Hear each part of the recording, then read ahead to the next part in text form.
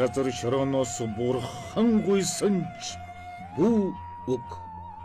Өргөн ойрдын хаан төрийн хүн цэргийн суучинжин соён гэгэрүүлэгч гэгэм хотогт алдан бошогт 1644-өөс 1697 дугаар.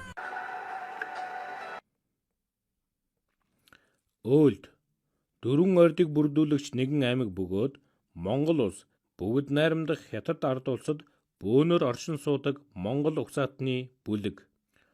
Ойрдын түүхэн сурвалжийг үндэслэвэл Эсэн хааны аж хамаг тааш 15 дугаар зууны 80-аад оны сүүлчээр Цорсын дотроос албат таслан аваад түүнийг өөлд гэжээ. Ийхүү өөлдүүд ойрдын нэг аймаг болж түүхийн тавцан дээр гарч ирэв.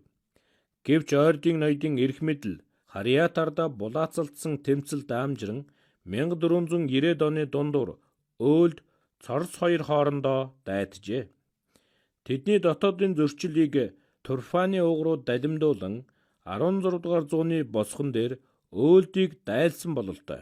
Тиймээс өөлдийн ихэнх нь баруун тиш нүүдэрлэн холджээ.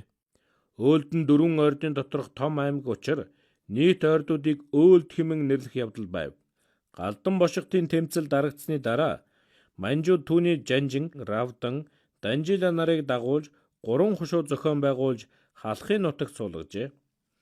1730-ад оны үед тэднийг төр зур халахын голын орчим нүүлгэн шилжүүлсэн бөгөөд зүүн гарын хаант улсыг байлдан эзэлсний дараа манж нар өөлдийн 3 хошууг халахын нутагт буцаан нүүлгэж 1761 онд сайн ноён хан аймагт тавсарган захируулав. Равдангийн 2 дугаар хөвгүүн Сэвдэм амбуугийн угсааныхны захирсан хошууг манжин иргэшээлийн үед өөлдийн өмнөд хошуу, олноо өргөгдсөн Монгол улсын үед бишрэл засгийн хошуу хэмээн нэрлэж байсан агаад одоогийн Архангай аймгийн Өлзийцэн бүхэлдээ Өгийн нуур сумын зарим хэсэг нь энэхүү хошуунд багтаж байв. Харин Данжилагийн үр хойч захирсан хошууг манжин иргэшээлийн үед өөлд байсан хошуу, олноо өргөгдсөн Монгол улсын үед Сүжигч засгийн хошуу хэмээн нэрлэдэг байжээ. Одоогийн Архангай аймгийн Хотон сумын зарим хэсэг нь энэхүү хошуунд багтаж байв. Түүнчлэн Равдангийн Ахмад хүүн Жүнван Цэрэн Мамбуугийн Харьяат нэг хошуу байсан агаад 1728 онд Цэрэн Мамбуу нас барсанд түүний дүү Сэвдэм Мамбуу Цэрэн Мамбуугийн хөвгүүн Дамбийг түүний төрсөн хүүхэд бус хэмээн дарагдуулаад өөрөө ахыхаа хэрмийг залгамжилжээ. Тиймээс хоёр хошууг нэгтгэж Сэвдэм Мамбууд захируулжээ. Хожим хэргийн үнэн учраа олдож Дамбигийн хошууг дахин байгуулжээ. Гэвч 1763 онд Дамби Пунцгийг хэлсээр гүтгэж мэдүүлсэн тул Дамбиг хэргэм зэргээс нь хавхулж Бээжинд хорионд суулгаад түүний Харьяат нарыг ховдод нүүлгэн суулгажээ. Ийхүү ховдын өөлд хошуу байгуулагджээ. Уг хошуунд угсаа залгамжлах ноён тавьсангүй, харин бүгдийн дарга томилон тэднийг захируулжээ.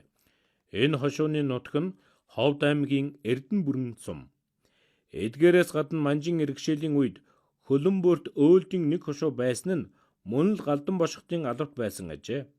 Түүнчлэн зүүн гар улсыг мөксөний дараа тэдний үлдэгдлийг манж нар хар мөрөн мужид нүүлгэн аваачиж өөлд хошуу байгуулжээ.